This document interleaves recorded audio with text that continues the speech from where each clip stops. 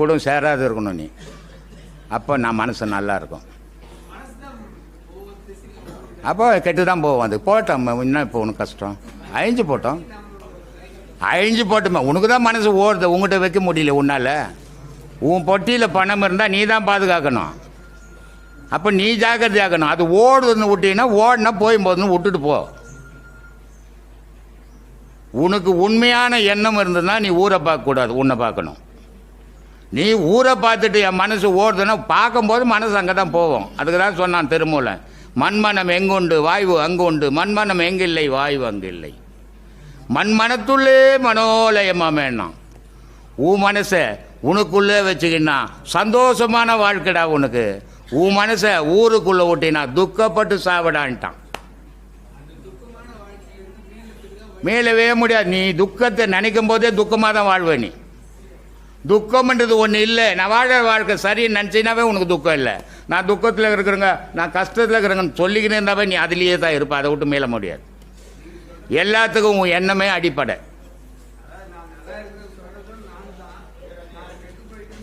எல்லாமே நீ தான். அதுதான் சொல்கிறேன், உன் வாழ்க்கைக்கு நீ தான் அடிப்படை. நீ தான் உன்னை திருத்திக்கணும். உன்னை யாருமே திருத்த முடியாது.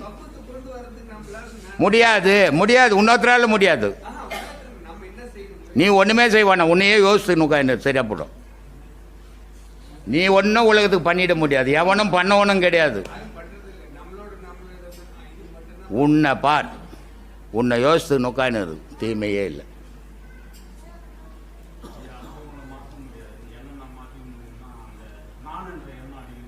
ஏம்பா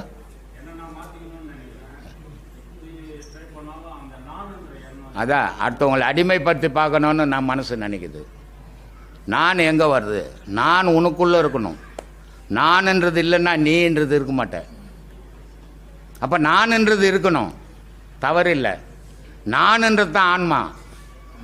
அப்போ நான்ன்றது ஒவ்வொருத்தருக்குள்ளும் இருக்குது. ஆனால் இது இருக்கணும். ஆனால் இந்த நான்ன்றது அடுத்தவங்க மேலே பாயக்கூடாது. அது ஆணவம். எல்லாரும் எனக்கு அடிமையாக இருக்கணும்னு நினைக்கிறோமே, அது தவறு. அப்போ நான்ன்றது எனக்குள்ளே அடங்கி இருக்கணும். நான் என்ன செய்யணும், நான் எப்படி பண்ணணும், நான் எப்படி இருக்கணும், உன்னோட யோசித்த பிரச்சனை இல்லை. ஆனால் நீ இன்னொருத்தர் அடிமைப்படுத்தி வைக்கணும், நான் அதிகாரம் பண்ணி வாழணும்னா அந்த அதிகாரம் உனக்கு கேடா விளையும். ஒரு ரவுடி இருக்கிறாரு. அவர் நல்ல பலமாக இருக்கிற வரைக்கும் ஊரில் இருக்கிறவெல்லாம் அடிப்பார். ஆனால் அவருக்கும் ஒரு காலம் வரும் இல்லை, அவர் தள்ளாடுற காலம். இவர் ஓஹோன்னு பேர் எடுத்தவர், யார் இவர்கிட்ட பேர் எடுத்தாங்களோ அவனுடைய குழந்தெல்லாம் இவனை வந்து அடிக்கும். அசிங்கப்பட்டு சாவான். இந்த ஆணவம்ன்றது அப்படிப்பட்டது தான். நமக்கு உடலில் பலமும் பாக்கெட்டில் பணமும் இருக்கிற வரைக்கும் ஆணவம் தலை விரிச்சு ஆடும். அடுத்தவனெல்லாம் அடிமைப்படுத்தி வாழலாம்னு நினைக்கும். ஆனால் இதெல்லாம் இழக்கும் போது அடுத்தவன் நம்மளை அடிமைப்படுத்தும் போது தான் அந்த துன்பம் எப்படி இருக்குன்னு உணர்வான். அதனால தான் நான் அடிக்கடி சொல்கிறேன், யாரையும் தாழ்ந்தவனா நினைக்காதீங்க, யாரையும் உங்களை விட உயர்ந்தவனா நினைக்காதுங்க. யாருக்கு யாரும் உயர்ந்தவனும் கிடையாது, தாழ்ந்தவனும் கிடையாது. ஆனால் இந்த மனம் உயர்ந்தவனவன் தாழ்ந்தவனவன் நினைக்குது. அப்போ நல்லவன் கெட்டவன் இல்லையா இருக்கிறான். யார் நல்லவன் கெட்டவன்? ஜாதியால் உயர்ந்தவனா? பிறப்பால் எவனுமே உயர்ந்தவன். எல்லாரும் அம்மா இப்போ இதில் தான் பிறக்கிறோம். அங்கே எங்கே உயர்ந்தவன் தாழ்ந்தவன்? உயர்ந்த ஜாதி தாழ்ந்த ஜாதி. நல்லவன் கெட்டவன் உண்டு. எப்படி உண்டு? நல்ல செயல் செய்யும் போது அவன் உயர்ந்தவனாக வரான், தீய செயல் செய்யும் போது தாழ்ந்தவனாக வரான். அப்போ உங்கள் செயலை மாற்றிக்கணும். உலகத்துக்கு நல்ல செயல் செய்யுங்க. உலகத்துக்கு செய்ய முடியலனாலும் யாருக்கும் தீமை செய்யாத வாழுங்க. அதுவே நல்ல வாழ்க்கை. சொல்லுங்கப்பா.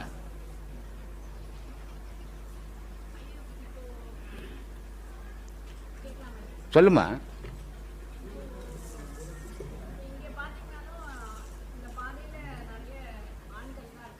சரி சரி.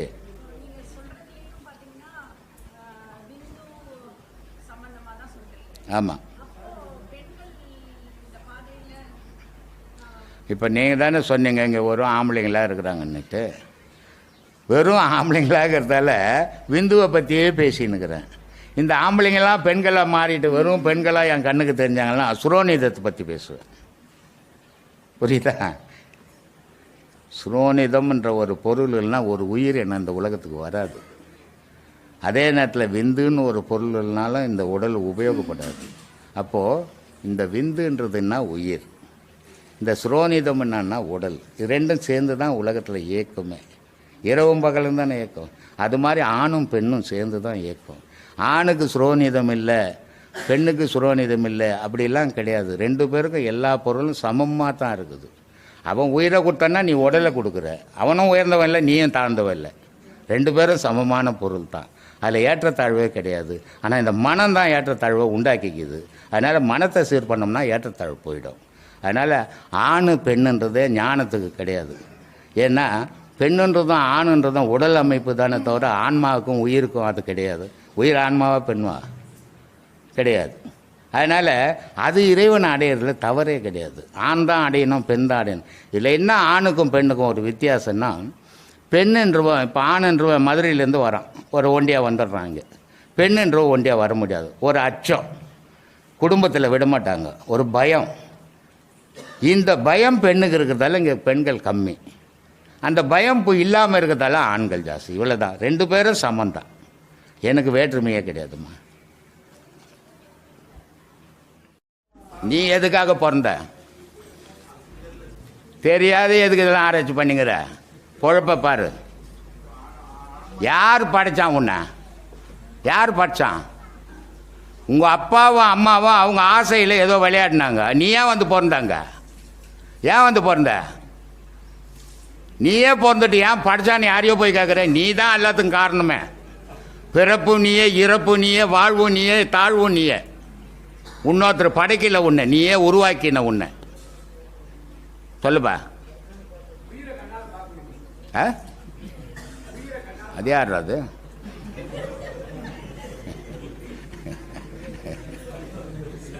மூச்சு விடு, கையை வச்சு மூச்சு விடுப்பா. காத்து வருது இல்லை, அதான் பார்த்துட்டேன். போ, நல்ல கூத்துப்பா. ஏன் சாமி அங்கே போய் நின்று எப்படியா உட்கார்ந்தானே? உலகத்தில் இந்த மாதிரி பார்த்துக்கிறியா? எங்கன்னா எந்த சாமியார்னா இப்படி லோல் பண்ணுறதை பார்த்துக்கிறீங்களா?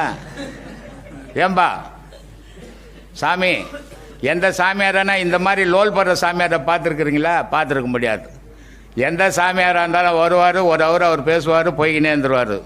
இப்படி மாட்டிக்கின்னு லோல் போட்டுங்கன்னு என்னை காப்பாற்றவே ஆள் இல்லாத அவதி போட்டுனுக்கிறேன்னப்பா. சொல்லுங்கப்பா, சொல்லு, டக்கு டக்குன்னு சொல்லுங்க.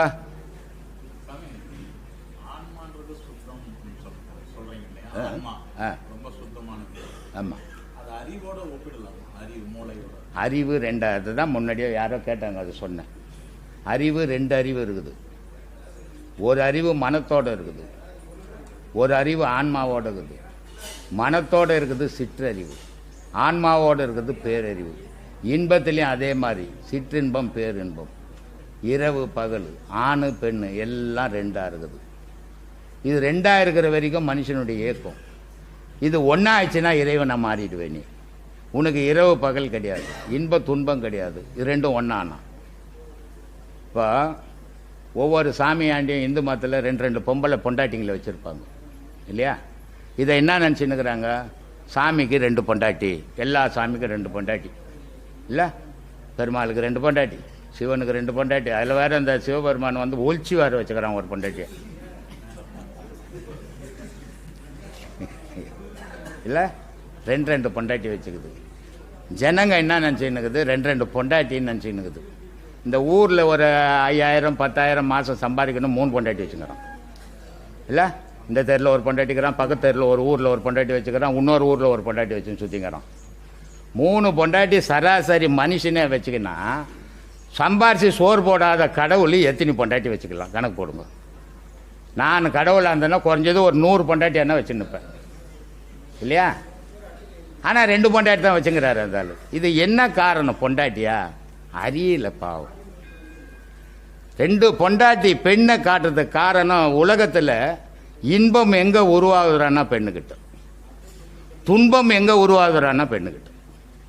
அப்போ 2 பெண்ணை காட்டி ஒரு ஆணை நடுவில் வச்சா சாமி இல்லை, நமக்கு அறிவுரை. அது நம்ம புரிஞ்சிக்கல. இன்பமும் துன்பமும் பெண்ணுக்கிட்ட உருவாகுது. அப்போ ஒரு பெண்ணுக்கிட்ட துன்பம் வந்ததுன்னா இன்னொரு பெண்ணுக்கிட்ட இன்பம் கிடைக்கும். அப்போ மனிதன் ரெண்டுலேயும் வாழணும் அப்படின்றது தான் 2 பொம்பளையை வச்சுக்குது. இன்பத்திலையும் துன்பத்திலையும் வாழத்தான் வாழ்க்கை. வெறும் இன்பமாக வாழ்ந்ததுனால அந்த வாழ்க்கை இனிக்காது.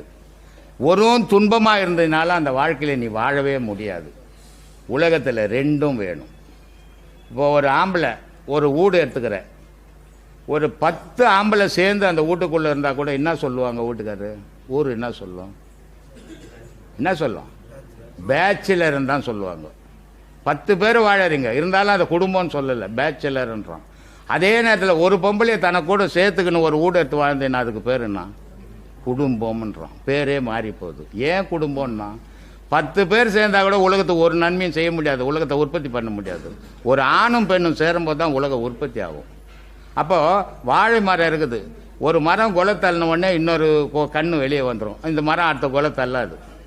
மனிதனுடைய வாழ்க்கையில் நீ மறைஞ்சாலும் உன்னுடைய வம்சம் இந்த உலகத்தில் வாழணும். அப்போ ஆணும் பெண்ணும் சேர்ந்தால் தான் உலக உற்பத்தி ஆகணுன்றதுக்கு தான் ரெண்டையும் இணைச்சி வச்சுருக்குது. கரண்ட்டு வருது, ஒரு 1000 வாட்ஸ் கரண்ட் வந்தால் கூட ஒரு பல்ப் எடுத்து போட்டுனா எரியாது, நியூட்ரல் ஓணும். அது மாதிரி வாழ்க்கைன்றது ஆணும் பெண்ணும் இணைஞ்சி வாழணும். அது எப்படி வாழணும்னா சமமாக வாழணும். அடிமைப்பட்டு வாழறது வாழ்க்கையே இல்லாது. அப்போ பெண்ணு ஆணை அடிமைப்படுத்துறதோ ஆணு பெண்ணை அடிமைப்படுத்துறதோ அது வாழ்க்கை இனிக்காது, வெறுப்பு தான் வரும். சில பொம்பளைங்க ஆம்பளைங்களை உதைப்பாங்க, வீடு கதவு மூடிட்டு உள்ள தள்ளி. ஆமாம், அதே நேரத்தில் ஆம்பளைங்களும் சில பொம்பளைங்களை அடிப்பாங்க. ஆனால் ஒரு பொம்பளையை நீ கை தொட்டுட்டீன்னா அந்த தெரு ஃபுல்லாக போய் சொல்லிட்டு வர, ராத்திரி எங்கள் வீட்டுக்காரர் குடிச்சிட்டு வந்து என்ன அடித்தார், ஊர் ஃபுல்லாக சொல்லுவாங்க. அப்படி சொன்னால் அது அவங்களுக்கு பெருமை. பரவாயில்ல, அந்த பொம்பளை நல்ல பொம்பளைப்பா, உண்மையை பேசுதுவான்னு சொல்லிட்டு போது பண்ணுவோம். ஆனால் நீ என் பொண்டாட்டி அடிச்சதுன்னு சொன்னீன்னா தூக்கு மாட்டின்னு செத்து போனோம் அன்றைக்கி. ஏன்னா உனக்கு மீசை தாடிலாம் இருக்குது, அவங்களுக்கு அது இல்லை. இல்லை, வாழ்க்கைன்றது சமமாக வாழணும். யாரையும் அடிமைப்படுத்தி வாழக்கூடாது, ஆணாக இருந்தாலும் பெண்ணாக இருந்தாலும். சில பேர் சொல்லுவாங்க தோளுக்கு மிஞ்சின தோழங்கான்னுவாங்க பிள்ளைய. அது முட்டாள்தானம். அவன் எவ்வளோ வளர்ந்தாலும் உனக்கு புள்ளையாக தான் இருக்கணும். அவன் அப்போ நான் மாறிடக்கூடாது, அண்ணன் தம்பியாக மாறிடக்கூடாது. மாறினானா உனக்கு ஆபத்துக்குதுன்னு அர்த்தம். பெற்றவனுக்கு ஆபத்து இருக்குது, பிள்ளைய தோழனா நினச்சானாவே அவனுக்கு ஆபத்து இருக்குதுன்னு அர்த்தம். இது மாதிரி நம்மளுடைய எண்ணங்களே நம்ம வாழ்க்கைக்கு நமக்கு கேடாக விளைஞ்சிடும். அப்போ நம்ம எண்ணங்களை சுத்தமாக்கிக்கணும். எப்படி வாழணும் இந்த உலகத்தில், எப்படி நம்ம பயணங்கள் தொடரணும், அப்படின்னு வாழ்ந்தீங்கன்னா அது சுத்தமான வாழ்க்கையாக இருக்கும், உங்களுக்கு ஆபத்து இல்லாத வாழ்க்கையாக இருக்கும். அப்படி வாழ கற்றுக்குங்க, அப்படி வாழுங்க. சொல்லுங்க. இந்த அம்மா பார்க்குறாங்க என்ன பொம்பளைங்க கது மூட்டை அடிக்கிறாங்கண்ணா, இந்த ஆள் என்னத்தெல்லாம் சொல்லிங்கிறாங்க. எத்தனையோ வீட்டுங்களில் நடக்குது, ஆனால் வெளியே சொல்ல முடியாது. சொல்லுங்கள் சாமி, பட்டு பட்டுன்னு சொல்லுங்கள்.